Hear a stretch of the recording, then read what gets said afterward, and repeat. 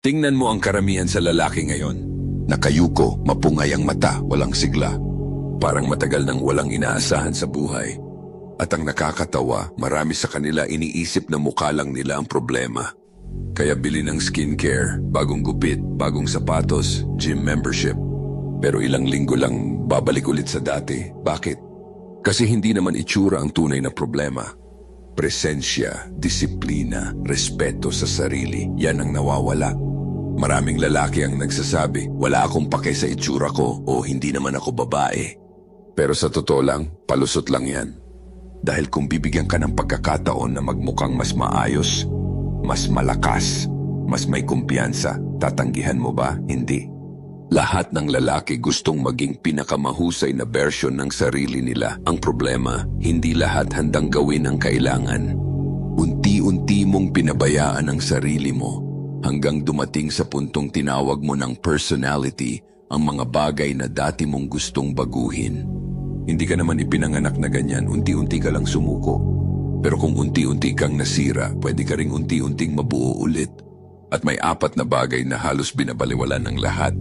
4 na bagay na kayang baguhin hindi lang ang itsura, kundi pati ang paraan ng pagtingin mo sa sarili mo. At magsisimula tayo sa pinakahalata. Ang tindig mo. Bago ka pa magsalita, may nasasabi na ang katawan mo tungkol sa'yo. Sa paraan ng pagtayo mo, sa paglakad mo, sa paraan ng pagtingin mo sa tao, at minsan dun pa lang, talo ka na. Isipin mo ang isang lalaki, gwapo, matangkad, maganda ang katawan, maayos manamit. Pero laging nakayuko, hindi makatingin sa mata, parang humihingi lagi ng permiso para magsalita. Anong dating niya? Mahina, mahiyain. Hindi mahalaga kung gaano siya kaganda tingnan. Kung takot ang kilos niya, takot din ang mararamdaman ng ibang tao. Ngayon isipin mo naman ang isang fighter. May peklat, baluktot ang ilong, hindi perpekto ang muka. Pero diretso tumayo, kalmado, matatag. Alam niyang kaya niyang lumaban kung kinakailangan. At kahit wala siyang sabihin, ramdam mo, may bigat, may presensya. Doon mo maintindihan hindi mukha ang unang nakikita ng tao. Presensya, aura, ang paraan ng pagdadala mo sa sarili mo. Kaya tumayo ka ng diretso, iatras mo balikat mo, itaas mo ulo mo, tumingin ka sa mata ng kausap mo, at matuto kang maging kalmado. Yung kalmadong alam ang halaga ng sarili. Marami naman talaga ang hindi pangit, mukha lang silang natalo bago pa magsimula ang laban. Padaluyin ang dugo. Napansin mo ba, kapag may lalaking laging gumagalaw, nag-ehersisyo, naglalakad, tumatakbo, parang iba ang aura niya, mas buhay, mas alerto, mas matalas ang mata. Samantalang marami sa lalaki ngayon, buong araw nakaupo, cellphone, computer, kama, paulit-ulit. Tapos magtataka kung bakit laging pagod, bakit parang walang energy, bakit parang nawawala na ang sigla sa mukha nila. Hindi ka ginawa para mabulok sa komportable mong sulok, ginawa kang gumalaw, tumakbo, magbuhat, magtrabaho, lumaban. At sa tuwing ginagamit mo ang katawan mo, parang pinapaalalahanan mo ang sarili mo na buhay ka pa. Hindi mo kailangan tumakbo ng marathon, hindi mo kailangan maging atleta, maglakad ka, magbike, mag-swimming, mag-workout. Kahit 20 minuto lang, basta gumalaw ka at uminom ka ng tubig, alagaan mo sarili mo. Kasi minsan, hindi ka naman talaga pangit, mukha ka lang pagod sa buhay na hindi mo naman lubusang ginagalawan. At ang pinakamalungkot, may mga lalaking unti-unting nawawalan ng liwanag, hindi dahil tumatanda, kundi dahil tumigil silang gumalaw. At kapag tumigil ang katawan, madalas sumusunod pati isip at madalas pati pangarap. Ang pananamit mo, makikita mo kung anong klaseng lalaki ang kaharap mo bago pa siya magsalita.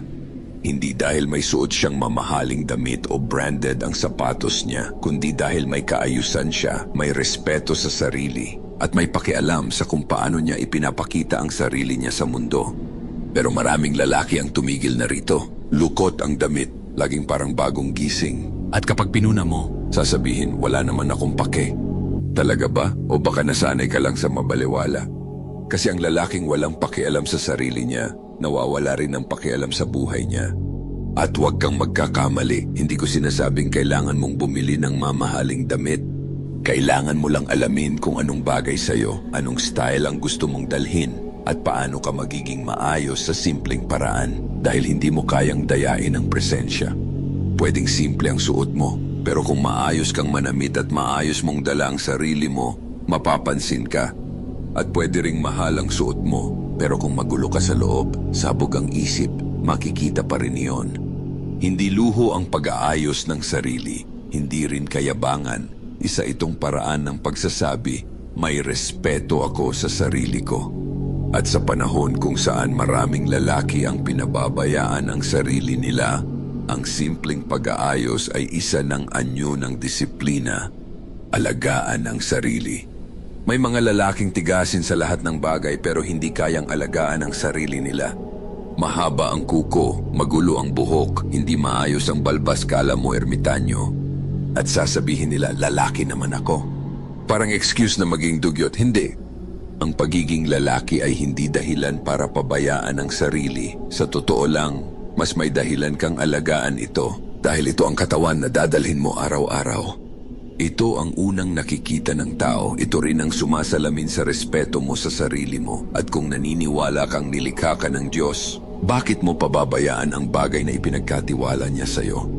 Hindi mo kailangang maging perpekto, hindi mo kailangang magkaroon ng 10 skincare products, hindi kailangang maging model.